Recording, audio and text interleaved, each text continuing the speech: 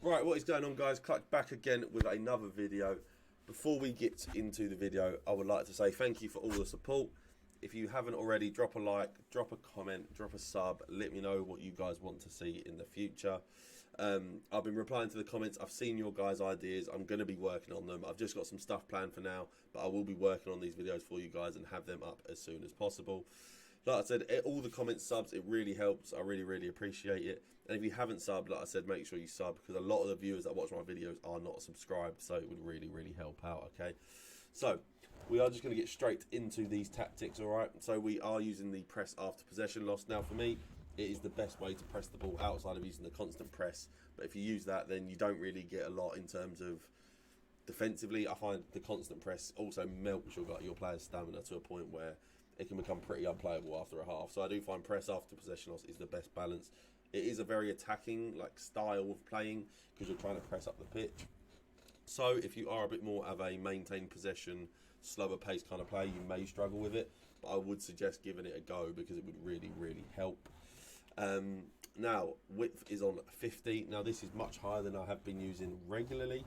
Now, this is due to the patches and the updates, where basically a lot of players are now attacking down the wings a lot. It's kind of reverted back to some of the old Fifas where people were attacking bylines, doing cutbacks, and generally just playing a bit rattier, so to speak.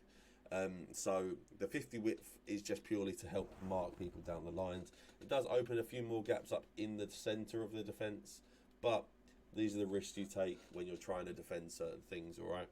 So our depth is on 72. Now, if you've watched any of the previous videos, you would have heard me explain why it's 72 depth, and that is due to the fact of the auto offside traps.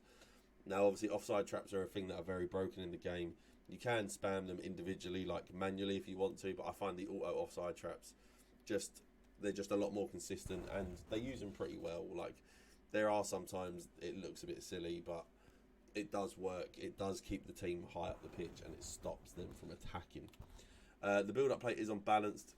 Like I said, I very rarely use fast build-up, and when I do only use it with certain formations that make sense. I find that with the 4-4-2, it is a very structured formation, and that if I was to use fast build-up, players generally start to run out of position, and I find that my attacks break down more if I have the fast build-up. Even though obviously there are going to be some benefits, I think the negatives outweigh the benefits for me. My chance creation is unbalanced. Now, this will be the first one I've posted on here that is without direct passing. The direct passing is still incredible. I have just been trying balance. Balance has been good. It has obviously had its positives and its negatives, but I have found that my build-up play is better and my structure in my attacks are better without the direct passing. I feel like with direct passing, sometimes I can be a bit too reliant on through balls and I can be a bit lazy in my play. Whereas if I'm using balanced, I have a nice middle ground between it. Now the width is on 45. Again, maybe slightly higher than what I remember using last time. I'm not sure.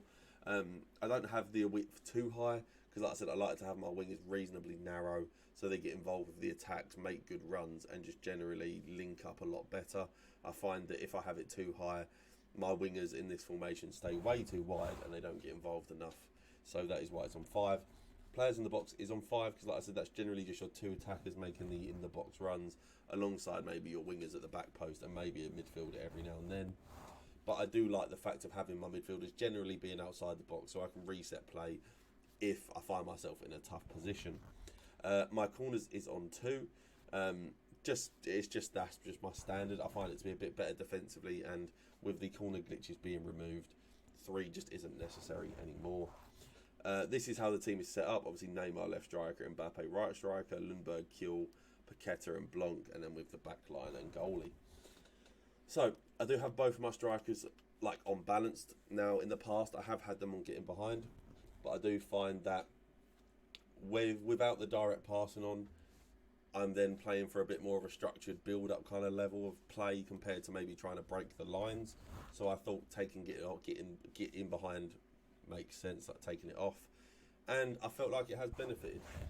If you wanted to put it on, I wouldn't be against it. I'm sure it would still work well, but for me, I am just trying this more balanced layout just to try and see what's going on, and I think it does work well. Now, the instructions on the wingers are very similar to what they were before. It is cut inside, getting behind and getting to the box for cross. Now the main explanation for this is, like I said, I don't like my wide players to be too wide with this formation. I find that they can get a bit isolated if they stay too wide, so I have them all cut inside to just get involved with build-up play and just be a lot more of a goal threat. I have them on getting behind, so they make runs just in behind. Obviously, a lot of the time with the cut inside and getting behind as a combo, they make runs in between the fullback and the centre-back compared to just behind the fullback. And I find that to be a very, very useful tool. And then I have them on get into the box for cross. Now that is for the back post crosses and the cutbacks, where you just need the extra options for the tap-ins. I do have both of my mid-centre midfielders on stay but while attacking cover centre. Pretty standard really, nothing too crazy there. With this formation, because we have the 4 attackers, I generally don't have an attacking midfielder there. So both of them are just there for defending. Both of my centre-backs just on stay back, and then both full-backs on stay but while attacking, and that is it as well. So nothing too crazy there, guys. I hope you guys did enjoy the video. If you did, drop it a thumbs up, drop it a comment.